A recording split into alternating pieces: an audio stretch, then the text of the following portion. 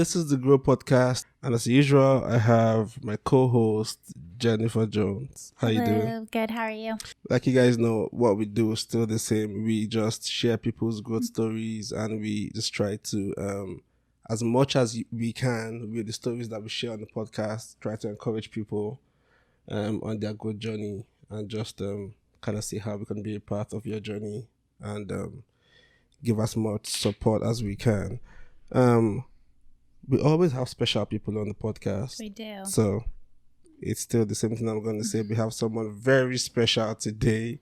He is the director for the Chi Alpha NSU chapter. Very special person. I've not known him for too long. I think it's probably been about some months, but he's someone I have a lot of respect for. Baxter Stewart. Hello. How you doing, man? It's a relaxed conversation, so we're done with the camera. The camera is out. This is us now. Awesome. The camera is just here for the introduction. When I say hi to everybody, I'm like, hey, what's up?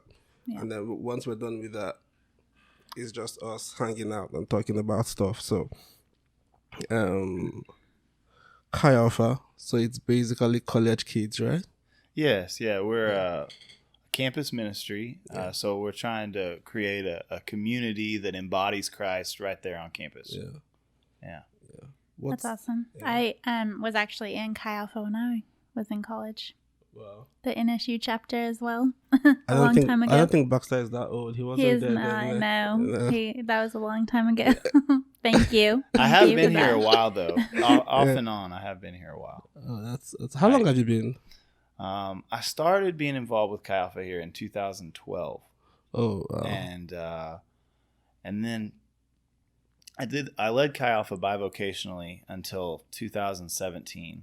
And then I took a year. I quit my job, took a year, and I interned at Oklahoma State's Chi Alpha. Went through all the process there, and then I came back in fall 2019, and I've got to serve in this role full time since then. And if I can remember, you were officially ordained as a pastor last year? Yes, I went through the Assemblies of God ordination process, I think late October 2020, something like that. Yeah, that's cool. Yeah, that's really cool. So I can probably call you Pastor Baxter Stewart, right? I don't know. It gets kind of weird. You go into different churches and people say, Brother Baxter. Why do I have to use my first name? Why can't it be Brother Stewart or something like that? It's like Brother Bear or something. Okay, so now let's clear this. What would you prefer? I want to introduce. You just call me Baxter, okay? Yeah, just call me Baxter. No. I think that's the thing now, though. Even like at our church, like we call him Pastor Aaron. Yeah, I don't always call him Pastor Down. Yeah, I don't. I appreciate that for them, and I would call Pastor Aaron Aaron as well. But I'm, that's not the role that I fill. So I'd be happy just to be Baxter to my students and to you. Yeah. Okay. Back home in college, there's one cool thing we used to do. We used to use initials. Mm-hmm. So it'll be like PDY, and that's how we address. So like Baxter Stewart probably be like PBS. Okay. And that's what we'll call it. I have a meeting with PK. So how do I call it, like PB? Okay. It sounds like peanut butter. Yeah, that sounds that's good. what I was gonna say. I guess like if you'll be my jelly. Yeah, it's really good to have you, man. Thank you. I really appreciate it. Yeah, and fun fact, so we're neighbors. Yeah. I pass them on my walk every single day. Yep. Every time I see you, your wife, and your kid, just walk down the road. Yeah. And you're married, you have one kid, right? One child, yes. Yeah. Luke, he's a year and a half, running all over the place. Uh-huh. And that's another beautiful testimony. You've been married for how long? We've been married for almost 10 years. Oh, wow. Yeah. That's awesome. Yeah. And you have almost 1 year old. Yes, a little over a year. So you guys had like a waiting period. I think when we first got married, we thought, let's not be in a rush for these things. And but then as time went on, a couple years in, we're like, well, if it happens, it happens. And then it just wasn't happening. eventually we made a decision, which was kind of hard, to go to a doctor and talk about some things, have some tests run and things like that. And what it came out to is some trauma that my wife experienced early in her life, and kind of a really terrible deal had affected our ability to have children. So that was a process that we went through for 4.5 years, maybe longer. And, lots of treatments, surgery kind of things, and a lot of money down the drain, a lot of hard nights and crying. And, but mostly from my perspective, it was just hard watching my wife go through that. Shayla's a really strong person, and she's got at least 5 sisters. I can't get them all off the top of my head. She watched all of them have multiple kids before she had hers, and just thinking, what's wrong with me? What's going on? That was something we really pressed into God about. I think you learn a lot more about who God is when you don't get what you want. You learn more in the valley than you do in the mountaintop. Yeah. So how challenging was that period of time that you guys were waiting and trying? And I'm a man, so I can compartmentalize. I think, I think it's always more difficult for like the women. Yeah. For sure. Yeah. So I think I was able to focus on the things that were in front of me, and for the most part, but then I would see it just creeping into my reality. Just every time we'd be around our nieces and nephews, or something would come up on the TV, or someone would share a story in church. Sometimes we don't think about how traumatic sometimes even the success stories in church can be for people that have not experienced that miracle. And so she really took it and tried to be a resource to people going through the same thing. She started a blog. She was, really connecting and praying with other people that were going through infertility. And I saw her find a This was community before there. she had Luke. Yeah. So she didn't wait till afterwards to try to connect. She reached out for help really before. Awesome. Yeah. And you know something? That's actually what faith is. Because faith is action. Most times, because that waiting period can be very difficult for anything at all. That waiting period can be very challenging because it's like a long tunnel. You really don't know if it's going to be 1 year, 2 years, 10 years. And for most people will give up in that space, where you're waiting. And, to be able to get up and just take action and take step and do stuff, I think that's what faith is.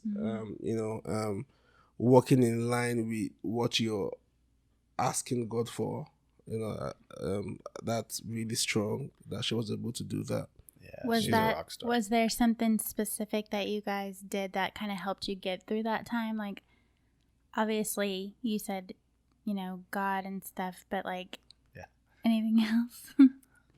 I think just having focused times where we could talk about it, where we stopped everything. It was, especially towards the end, when I took that internship at Oklahoma State, things were just really hectic, and we just had a couple of focused times where we really talked about it, and I'm able to compartmentalize, like I said, and so I think that she needed to see that I was willing to do something, in action, and we had stopped doing the doctor's visits and the treatment for a period of time, and just because we'd spent thousands of dollars, nothing was going on, right.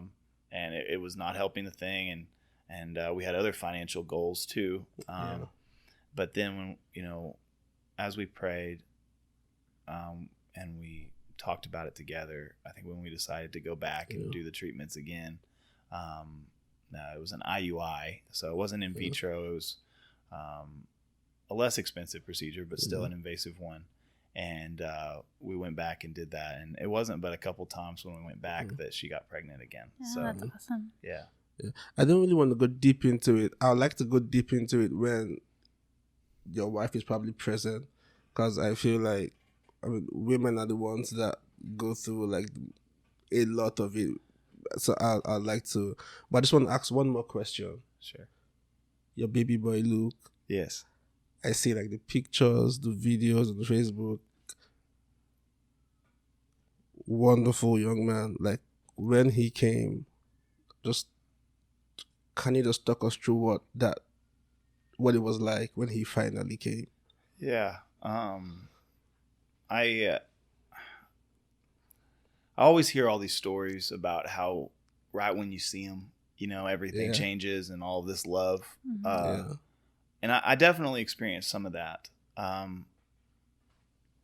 think we were exhausted. We were, I'd watched her go through a C-section that was, I saw things behind the curtain that nobody should have to see. and I'm just telling her, it's okay, put it back in. And, but I, oh boy, it's rough, man. I don't think it came all at once. I think there was a pressure that I was like, well, I don't think you can take what fatherhood's like from what somebody else says, but I just noticed every single day it grows.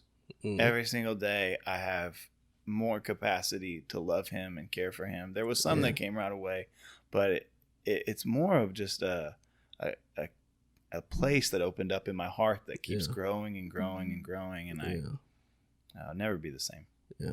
So happy for you guys, man. Yeah, really, that's so awesome. Yeah, really happy for you guys. Hopefully we have a different topic for today's episode. We're talking about enneagrams and star signs, and we're just going to talk about how realistic or how accurate those things are, and if we can make real life serious major decisions off of what my enneagram is or what my star sign is. But I just felt like I needed to at least touch on that area of your life, because I just felt like someone could be inspired by that story, and hopefully there's probably someone who is going through what you guys went through and they're encouraged by what you just shared. I hope so too. Thank you. Yeah. So, okay, so we go straight into it. Which one do we talk about first? Enneagrams or star signs? Let's go with star signs first, because that's the one I'm not very familiar with. And by star signs, you mean horoscopes? Like horoscopes, right? Yeah. I'm not very familiar with it, but I have seen people that are really into it. People that are really into it and like take it very seriously, and like, Aries, we don't blend with, I don't know, maybe Capricorn. So what's your thought on horoscopes, star signs?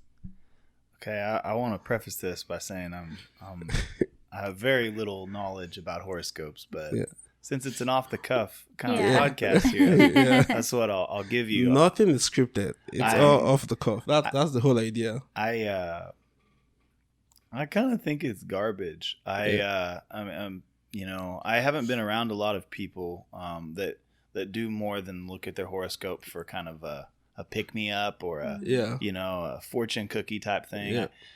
I was kind of playing an experiment beforehand, and thinking about, like, if I just pick one of these horoscopes without even looking at what category I fall into, could I make it fit? And I kind of found that I could. Yeah. And so I kind of think that when we look at your horoscope, you can kind of find something that fits you. You can kind of mold yourself if that's what you want to do. So I'm not a big believer in the horoscope stuff. Yeah, I've never really been that way either. Do you know what your horoscope is? I know what mine is. What's yours? Just because it's a Sagittarius. So that what month is that? We have December. We have a chart up here on the screen. So it says mine's friendly, open-minded, philosophical, and prudent. Do you feel that, like? I mean, kind of. I am friendly and open-minded, but I don't know. Just never. I would fall on the Libra, because I'm October 15, so that would be balance, harmony, reconciling, indecisive. And I don't know. What would you fall on the Baxter? I am a Taurus. So that's sensuous, peaceful, stable, obstinate? I don't know. You know, when the I guess I'm peaceful when the Sooners aren't playing. Yeah. Right. Yeah, I think it's, you know. What do you fall under, Maddie?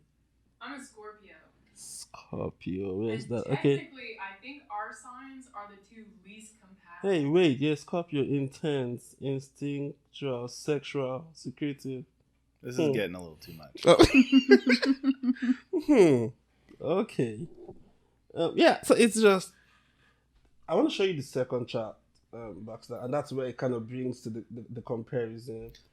And so you have this, you can see which signs or which stars are compatible with which ones. Can I look back and see real quick which my wife is? I just want to see how we're doing. See how we're doing. So, okay. Okay, so she's a June birthday, so she's a Gemini. So I'm going to This keep is that. a Gemini, right?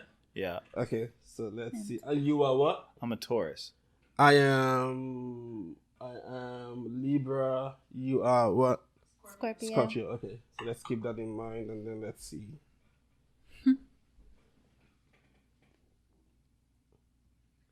So let's do yours first. You're what? I'm a Taurus. You're Taurus, and your wife is what? She's a Gemini, so we don't even touch. So you're not supposed to be compatible, I guess. No. That's trouble. But at I least mean, we're what not does it mean? incompatible. Yeah, I was you know? going to say, what does it mean Mhm. if it's not in there? Just, you're I don't not. know. I guess you guys are just good. Yeah, just figure it out, you know. And I am as Libra, right? And you're what? Scorpio. Yep, it says Okay, so- incompatible signs. Same thing. So I guess we just figure it out. We're doing What fine so was far. your ex? What would your ex fall into? Let me see if this probably worked. I have no idea. You would have to go back and see when Yeah. the I mean, we'll have to figure this out. birthday. We're very much rookies at this. Here. Oh, yeah. So April, Aries. Aries, right? Mm-hmm. If this worked, then... I'm a Sagittarius. Nope, compatible signs. It says Aries. So see, you can't go by what Yeah. it says because Yeah. I've just never, I've never even looked into it. yeah. I looked into it for the first time because of this episode, because I just wanted to. I've always thought about it. I've seen people that really, really make decisions off of this. I mean, you there's know. been times that I've read it for fun, if I've Yeah. seen it in a magazine or something, and I'm like, oh, I wonder what they think it's gonna Okay. happen today, Yeah. or they're like, when the full moon comes, this is what Yeah. you have to look out for, or whatever. Yeah. And so I'm like, oh, okay, but then Yeah. I don't think anything else of it. Yeah. And another one, now I'm a little bit more familiar with this one, the Enneagram. What's your thought on the Enneagram? You know, I like it as a personality test kind of thing. Yeah. You know, I think anything you can do to understand yourself better is you know, self-awareness is key. Yeah. But if it becomes a box or you know, something that keeps you from doing what you're supposed to do, Right. that's a problem. You know, so I think the Enneagram's helpful, and I know some people that are just huge on the Enneagram. I mean, just Yeah. like they become Enneagram coaches, and you know, they're listening to extra Enneagram podcasts. And I'm like, you know, I don't quite understand that, and I'm a little skeptical of just self stuff all the time. You know, I think there's a place to know thyself, but it's Yeah. you know, eventually just like you need to forget about yourself. You Yeah. know? Right. Which do you think it's, should I say, more accurate, or which one do you relate to more, the horoscope or the Enneagram? The Enneagram for sure, because the one that I'm a 9, and so I'm a peacemaker. Yeah. I'm a Aw. people pleaser. I try to just make everybody happy if I can. On a scale of 1 to 10, how much do you think that describes you, the type 9? Probably pretty close, 8 or 9 for sure, because Really? it's a lot of. I don't like conflict. I'll avoid conflict if I can, and just I want it peaceful if I can get it. How about you? What number are you at?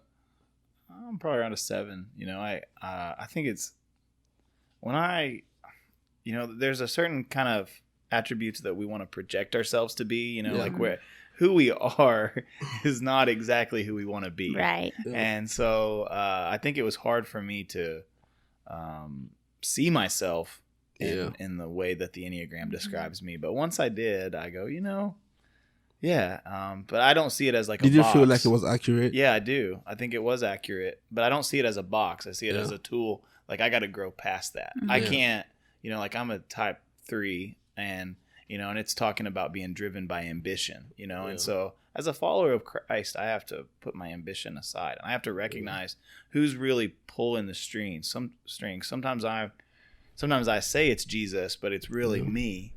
And I got to give that to him and change. I can't use him. I can't clothe or cloak ambition with Jesus language. And I'm very aware I do that now. And the Enneagram helped me. Kind of what you said, like when I was reading about mine, about a 9, it's like there's some things that I feel like I need to work on just to not be so like a pushover, or I don't always have to be a people pleaser. I can stand up for myself and different things like that. So it kind of helps you to just realize, So what I hear is it can be like a guide. It's not supposed to be, because self-awareness is important. So can I go off this and be like, oh yeah, I need to work on this and improve this and get better at this? Can this be a guide to self-improvement?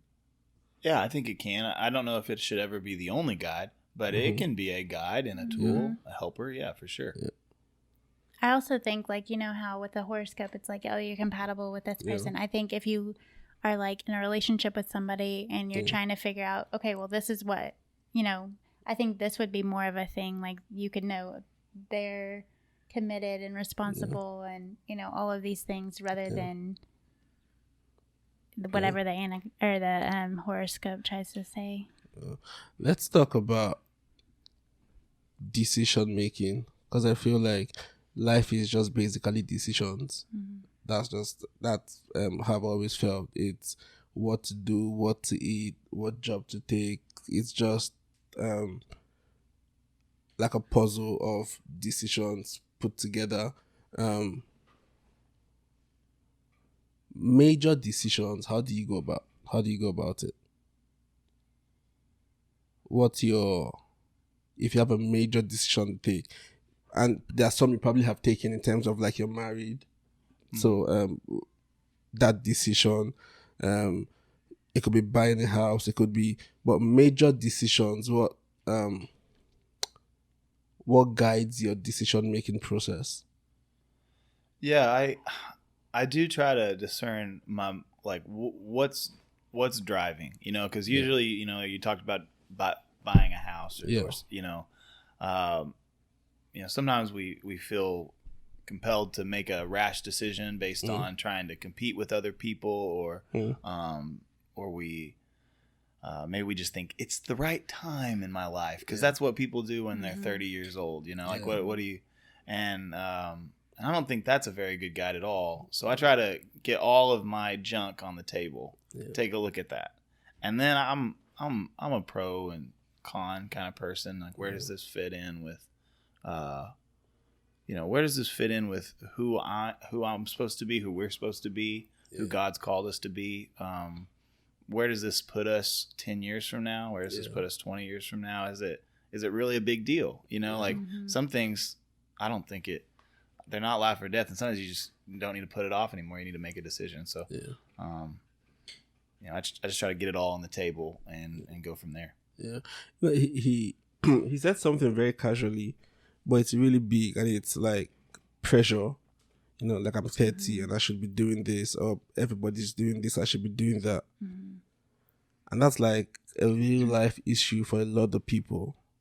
Yeah, because, you see the things that everybody's doing in the world, and it's easy for us to compare ourselves to that, or to even say, well, they have a brand new house and they have all this and they've achieved all this. How come I haven't yet? Or I need to do that. I need to get myself to that level whenever it may not be our time. And it's very hard not to do that. So how do you come out of that kind of box? Because it's hard not to.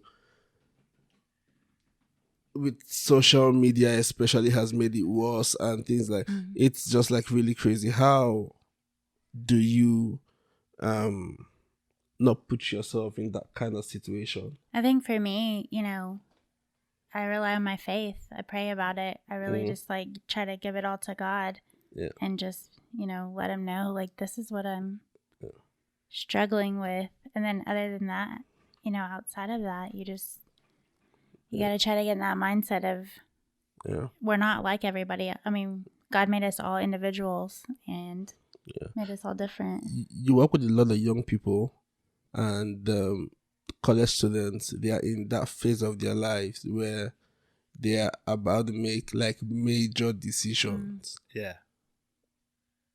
What would your take be on that? Like how would you guide them in this phase of life that they are in? Yeah, I don't know that we ever can give away much more than what we are. So, I try to walk through some of those similar ways that I do it. Get all the motivations and your stuff on the table. Like, let's be honest.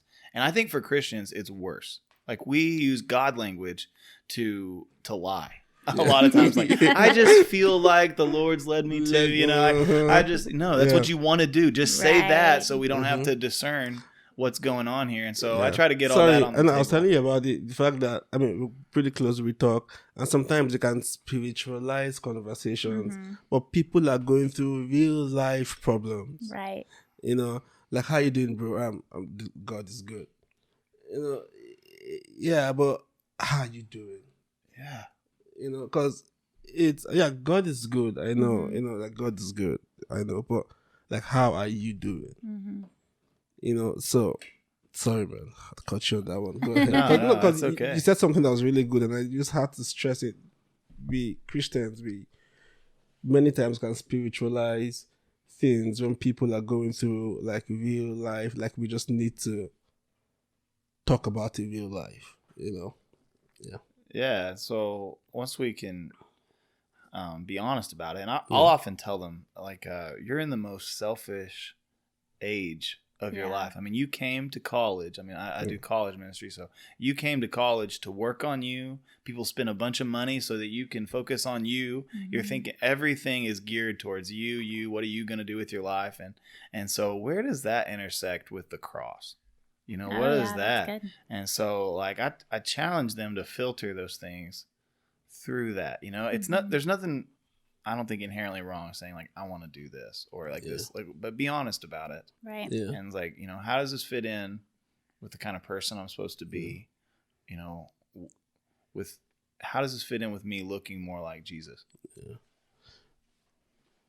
Through that process of making decisions, there's one thing that is almost inevitable, and that's making mistakes.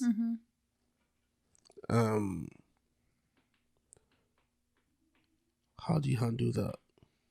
Making mistakes and coming back from it. So for other people or for myself? Let's talk about you.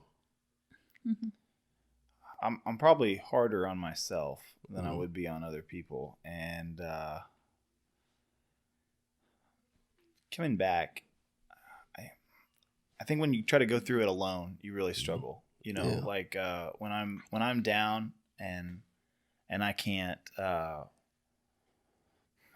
talk about it with anybody. Sometimes we feel like if I shared anybody, like what I was really going through, they wouldn't understand, and we really isolate ourselves, especially when we try to think of ourselves as some kind of leader or spiritual leader. So much of it's bogus. So I have a couple people in my life that I know I can talk to about different things, and they're in all different phases of life, and I try to add to that circle constantly.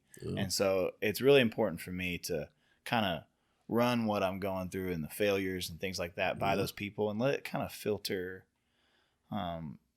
through some of those fatherly and brotherly voices as I go through those things. What about you? With mistakes, how do you?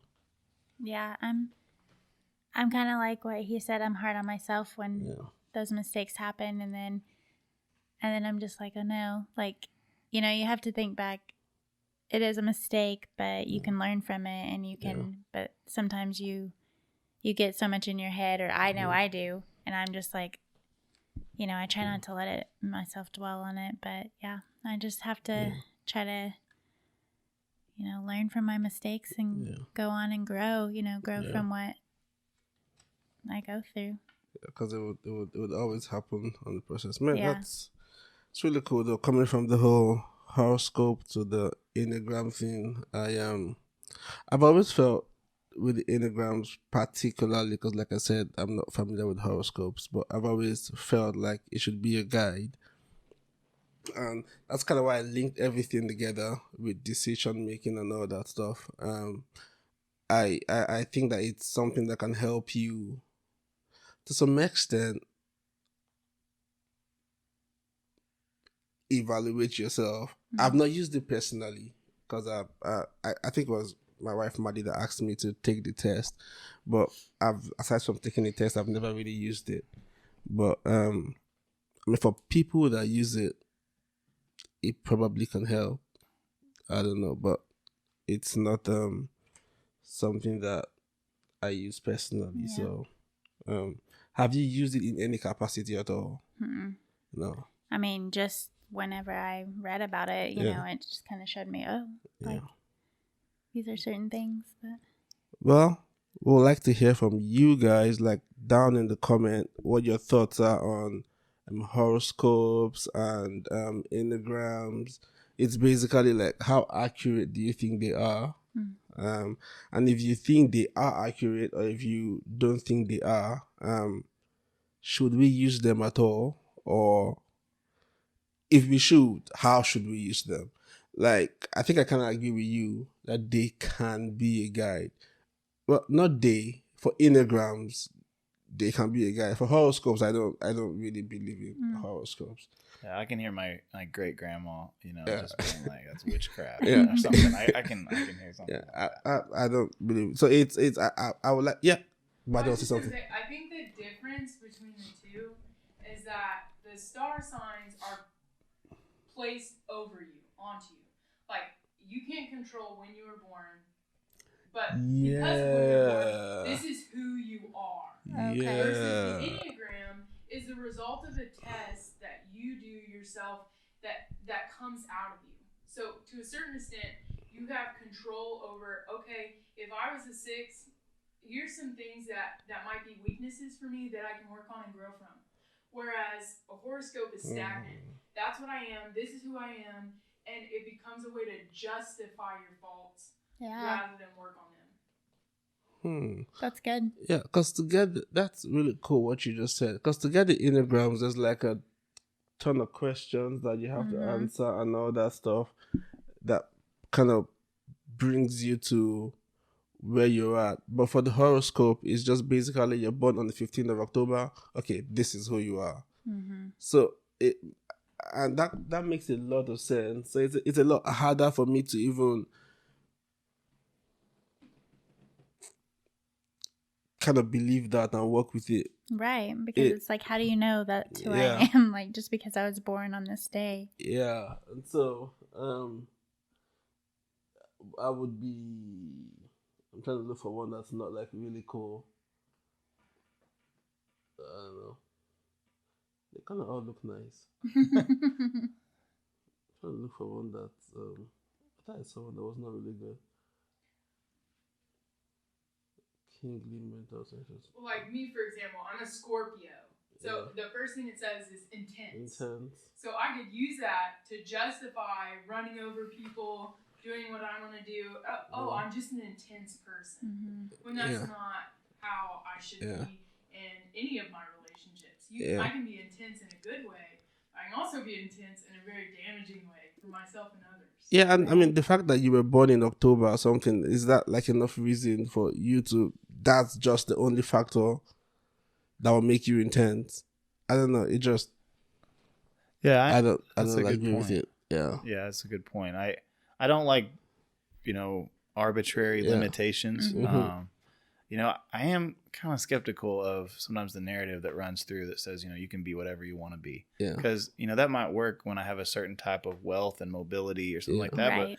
But for most people throughout the ages, if my dad was a carpenter, I was a carpenter. If we were, like if we were in generational poverty, I was in generational poverty. And I know that, God breaks those things. And I'm kind of aware of that. But like there's some things that feel American or feel Western that aren't necessarily true in every part of the world.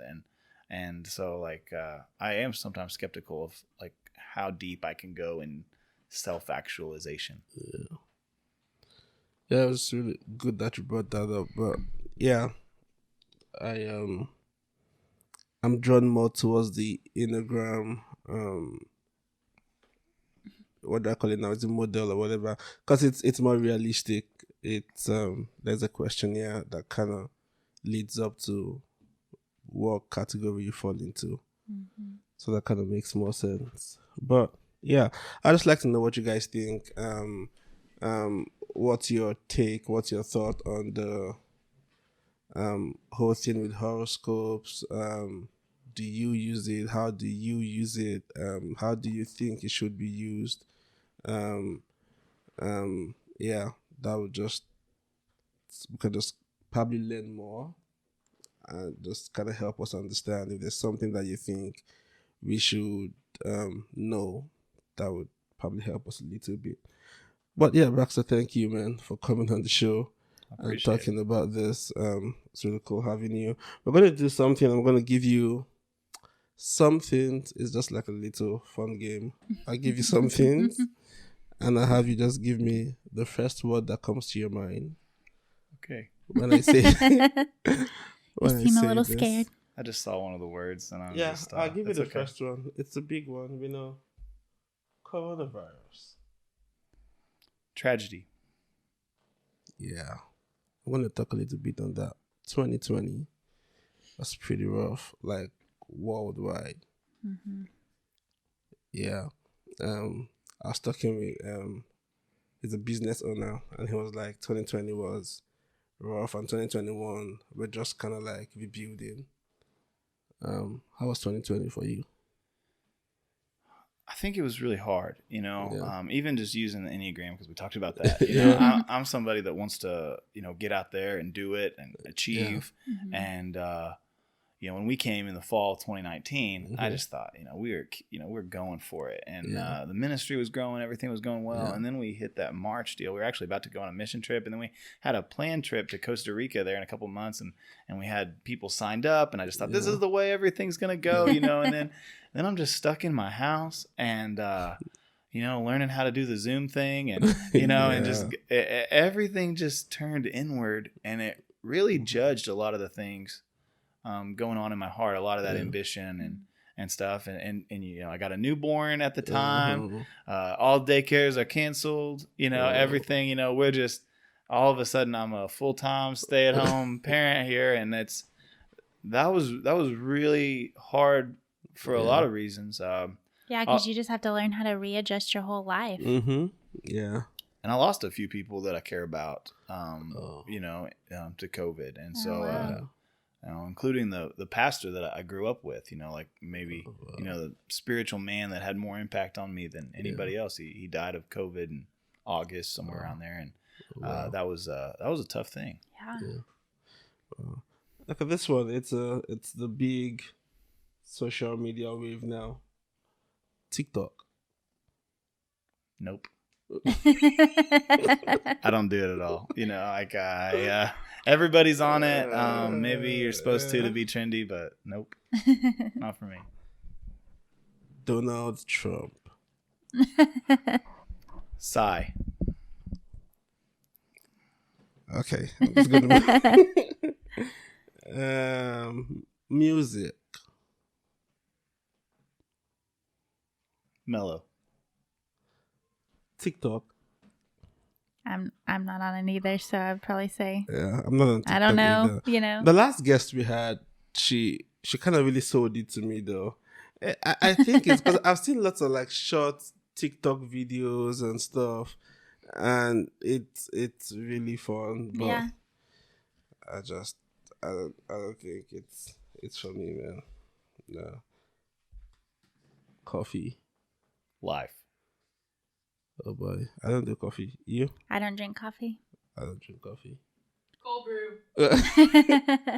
I just drink it black and straight. Like, Oh, wow. yeah. I only had 1 cup today, but I bet I had 4 yesterday. So, I mean, Wow. I don't. You need it to kind of function. I like it to function. I think you could Yeah. put like hot water there and it would fool me. But I just love the feeling of if I'm going to do any type of thought work. Yeah. I like holding a cup of coffee and it doesn't, and I'd rather it be hot than cold. The thing, when I came to the US, I was never a coffee person like back home. When I came to the US and I heard about the whole coffee was big, I tried it and it just never really worked for me. So I was like, yeah, this is not just my thing. I don't think it tastes good. I'm just like, Yeah. I don't think that. That's what I don't understand. Like, Well, I've heard several people say that. Like, I don't think it tastes good, but then they will but they're like, I drink it daily. Yeah, it was the whole concept of, it will keep you awake, like it will keep you, like your mind alive and stuff. But I took it and there was like no difference. So yeah, I think I got into it when I was like 25 or something, and it's when I moved into an accounting department, and I was in charge of this accounting department, and I had to sit at my desk for 7 or 8 hours at a time, and I had to, and so I was like, I need a low calorie thing that's going to get me going on that, and coffee fit the bill, and it's cheap and reproducible, and just keep going. Yeah. The Bible. Daily. That's a good one. I got some politics. I give Baxter time to think. That is my thing. Appreciate you. Just the way it is in the world right now. Ugh. That's your Yeah. That's your word, right? Yeah, that's my word. Politics. Divided. That's a good one. Mm-hmm. That's a really good one. That's a good one. Social media generally. Trash. I know you're on Facebook, right?